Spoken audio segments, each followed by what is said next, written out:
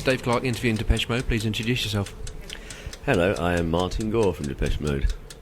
There you go. Okay, A Pain That I'm Used To, was that always going to be the opening track? Was it intentional to have such a sonic barrage as a statement of intent for the opening of the album? Yeah, I think that we've done that in the past to quite good effect with Barrel of a Gun on the Ultra album, and it was trying to be a statement that we're back. Welcome back. I noticed that you seem to draw influence from earlier albums like Construction Time Again with some metallic Asian sounds and heavy panning of rhythmic sounds. Was this a conscious decision? I don't think that we ever sit down and plan things out. Maybe Ben Hillier, the producer, had more of a concept in his head when he came into the studio. On the first day that we arrived there, he turned up with a whole array of old analog synthesizers. So I think that really helped shape the sound of the album. What was the lowest point in Depeche Mode's career and why? And did you feel like stopping ever? I don't think that we ever felt like stopping, but at one point I think that we felt that we possibly couldn't carry on, and that was during the recording of Ultra, when Dave was trying to get off drugs and not succeeding very well for a while, and we didn't really know what was going on in his life. It was very complicated because he was telling us he was not doing it, but he was acting very strange and he couldn't sing particularly at the time. So when your singer can't sing, then it gets to a point where you think that maybe we can't carry on. Strangely, at that point, he was going off and doing solo projects, so obviously he thought he still could sing, right? No, he only did his first solo project in 2003, I think. Right. Ultra was around 97. Do you still like life on the road, and how has it changed with the advent of new and more portable technology? Yeah, I mean, we've been on tour now for, I think, about 6 months, and I can honestly say that I've actually enjoyed every show that we've played. I think we must have played, it's definitely over 60 now. And the stage show itself, I think, is very exciting and interesting. There's a lot of we've got like 6 screens behind us, and there's a guy called Blue who films live footage every night, and it's different every night, and it's very scratchy, and it's not just like sort of like normal live footage of a band on stage.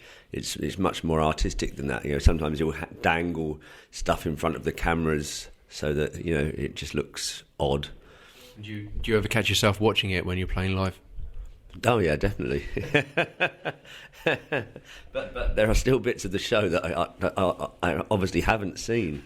When you're singing to the audience, it's very difficult to turn around and watch the screens. Are you fans of plugins or modules, and what works best on the road? Yeah, we're fans of that. We use plugins on the road. We did have a few problems, teething problems at first, but they seem to, they don't seem to be happening. We don't seem to be getting any more problems. It was like the first month of the tour, and it was just like ironing those things out. Who are you all involved in the recording process? How does that work? Yeah, there's a. Yeah, I mean it's like I always say it's like a bit like a blender.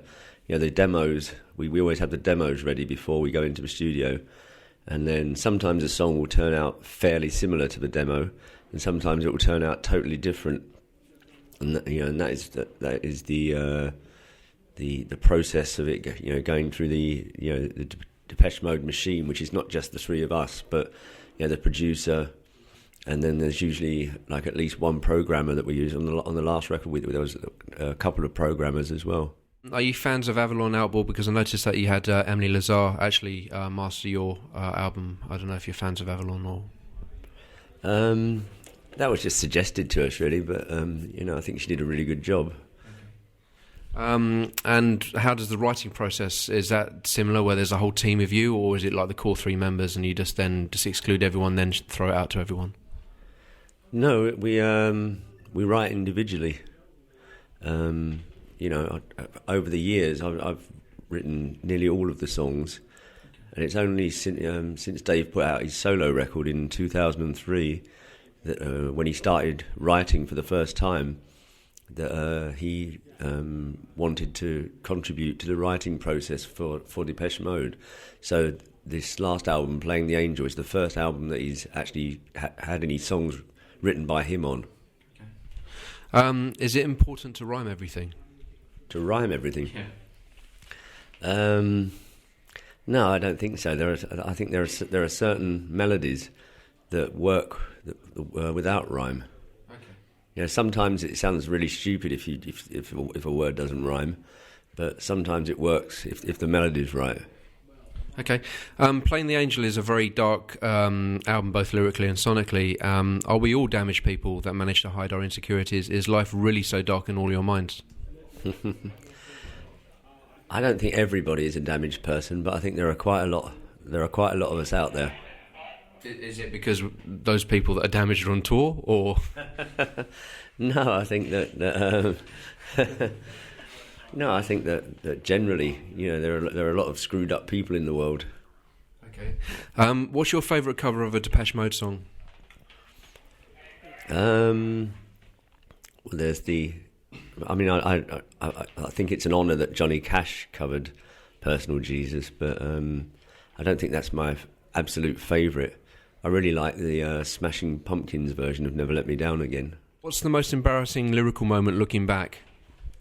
Most embarrassing lyrical moment? Yeah. Oh, I don't know. Probably People Are People is one of my least favourite songs. In Korea, Being Sincere? Is that a cracker for you? Yes, it's not great, but had you You're not supposed to be here. No, I'm not here. Had you any idea in Essex 20 years ago that you would succeed in making a living and an impact in 2006? And what separates you from, say, people like Human League? Obviously, we didn't have any idea, and I joke about it, and I say that if anyone had taken bets in 1981 whether we'd still be around in 2006, I don't think there would have been many takers, But I don't know what the difference is. I don't know why we've managed to stay around and other people haven't. I think we've always toured, and I think that helps to build up a big fan base. Okay. Tea or coffee? Coffee. Vodka or bourbon? Vodka. Jaffa cakes or digestives? Neither. Relationships or on-the-road liaisons? Relationships. Okay, politically correct. 96 kilohertz or MP3? MP3 really don't bother me. Okay. Plane or tour bus? Plane.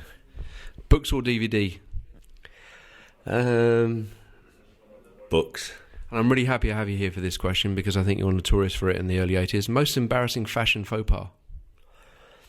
There was a picture that we had taken, it must have been around 1985, I think, where I'm not wearing a leather skirt. It's more like a full leather dress with a cowboy hat, like a pearl necklace, and like big black lipstick. Was that good for you? I thought I looked really good at the time. Was it an adamant moment for you? I looked far worse than adamant. Well, listen, thanks very much. It's been enjoyable. Okay, thank you.